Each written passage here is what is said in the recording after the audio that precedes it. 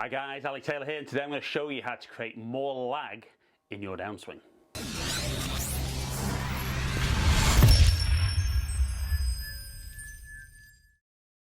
If you're new to my channel, guys, welcome down to Ali Taylor Golf.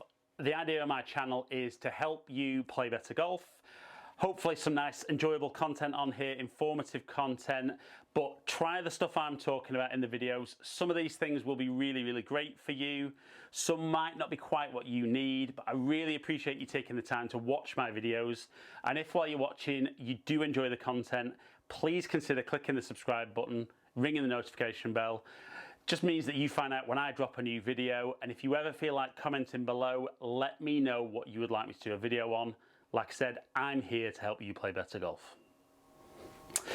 Right then guys, so lag in the downswing. I hear lots and lots talked about. I get asked about it loads and loads of golfers out there because they really feel that if they can create more lag in the downswing, they're going to compress the ball better, going to hit the ball further and hit more good shots.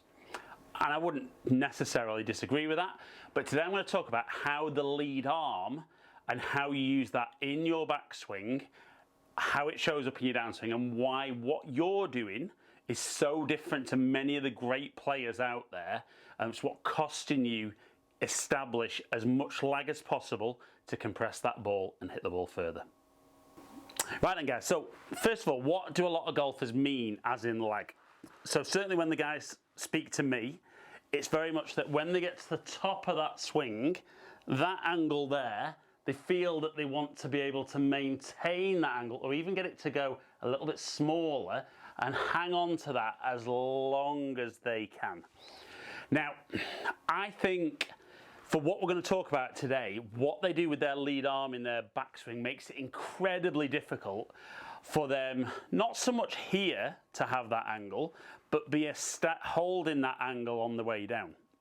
So what I would generally see with most golfers out there is as they swing back, what they tend to do is they get their lead arm a long way across their chest. Now, as you swing down, you then need to be able to get somewhere back with the arms in front of the chest.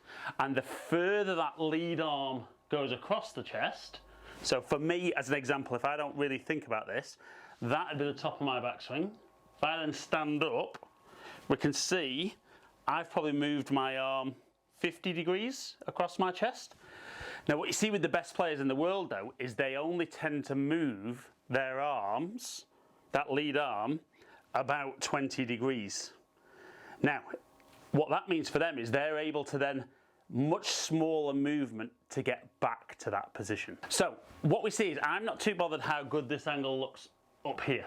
What I'm very interested in is as the butt end of the club is pointing towards a target in the downswing, what you'll generally see with the best players in the world is that it's that lead arm, that hand is already in front of that trail thigh.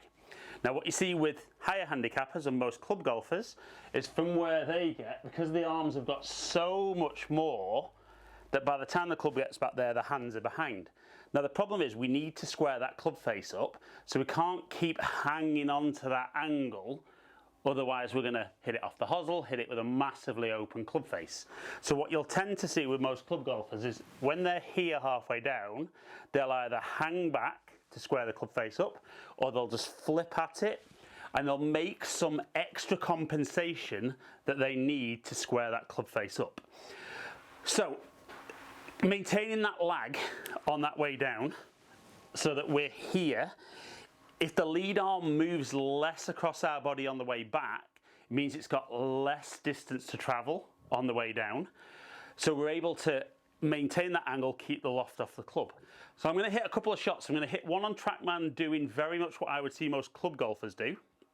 And then I'm going to kind of get a little bit of a feel as to where I would like my arm to be. Show you maybe a little drill of how you can do that, and then let's get hitting some shots and let's see the difference it makes in the performance of the ball, which is ultimately what we're on about. If we're going to change our movement, we need to be making it so that the shot is better.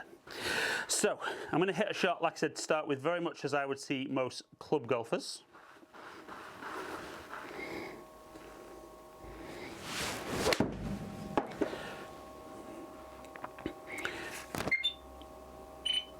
So we see I established some pretty good club head speed, 86 mile an hour.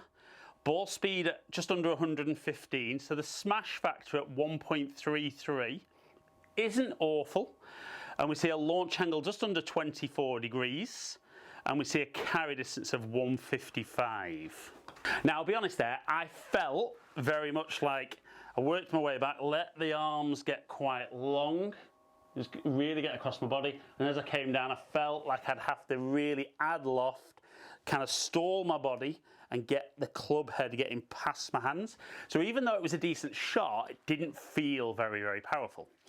So I think if you're at home and you're practicing this, and this is a great time if we're currently still in lockdown to work on this, you know, is get there, get at address, feel that you're good, swing to where you would normally be.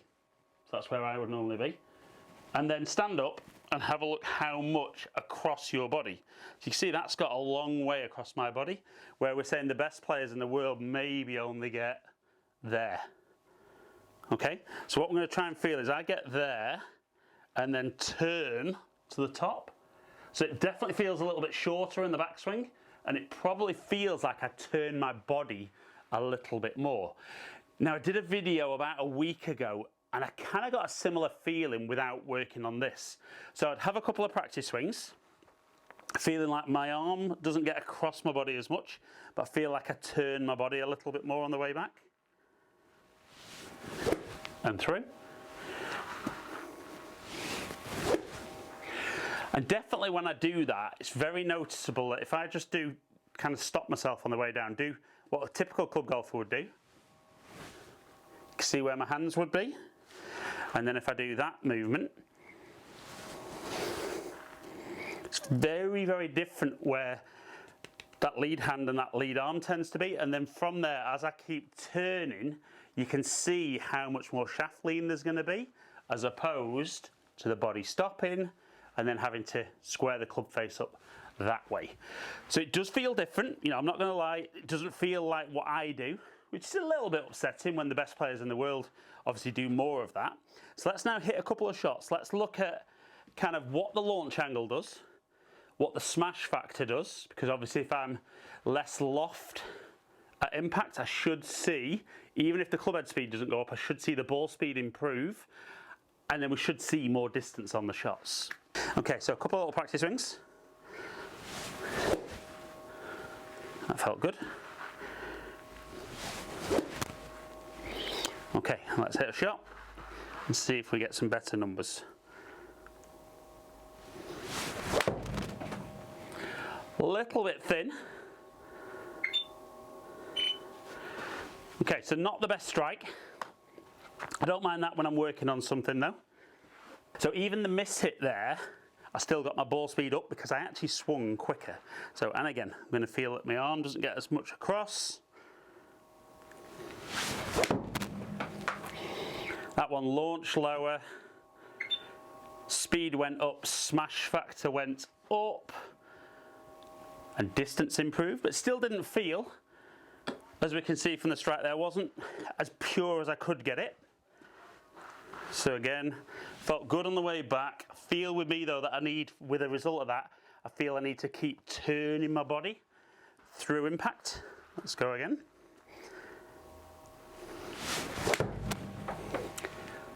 That felt much more powerful. A little bit drawy, but good strike. See that launch angle down at 15.3. Smash factor up at 142, so really, really high. Really good ball speed for me at 126 and 184 carry. Right, so let's go one more, because to be honest, that felt really good on the way back, but really felt like I could actually even go a bit kind of more aggressive with my body through impact. Let's go one more of those, see how that works.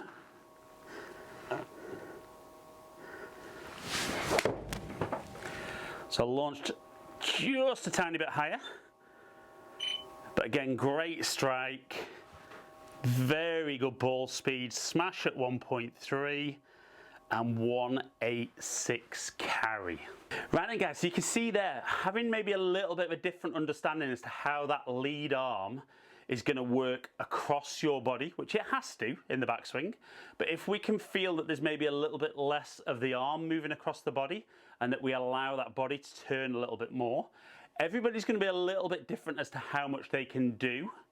But I'm a big believer that if you can be more efficient at the way you deliver the golf club, so if that lead arm's got less distance to get back, it means there's less moving parts, less going on.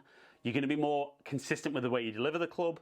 And then if you can start actually transferring more energy from club head to ball, you can see there I've picked up over 30 yards, you know, in what, 4 or 5 minutes? I'm not promising everybody 30 yards out there. Some of you might get more than me. But the key is work on feeling that that arm doesn't get across your body, that lead arm, as much. Feel then that it's more that your body turning, so using the bigger muscles in your body to control the golf swing.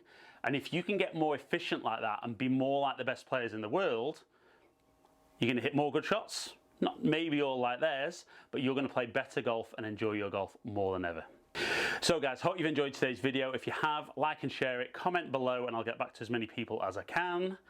If you've enjoyed today's video and you don't currently subscribe, please consider clicking the subscribe button, ring that notification bell, and I'll make sure that you find out whenever I drop a new video. Follow me on all my social media platforms, all under Ali Taylor Golf. Hopefully catch up with some of you guys down here soon. Stay in contact.